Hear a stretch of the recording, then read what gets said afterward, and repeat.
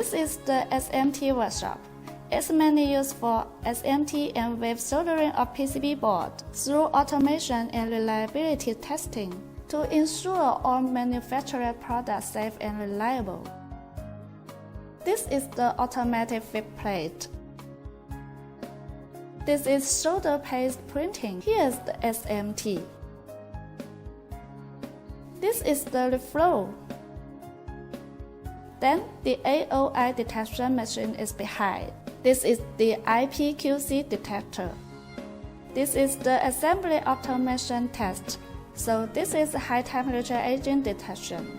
This is the automatic bulk test. This is the packing area.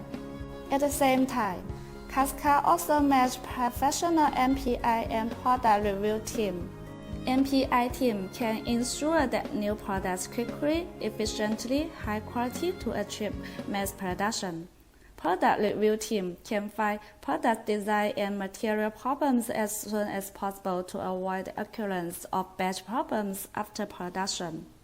The professional electronic analysis team is responsible for quickly finding the root cause of the problems in the production process and quickly solving them.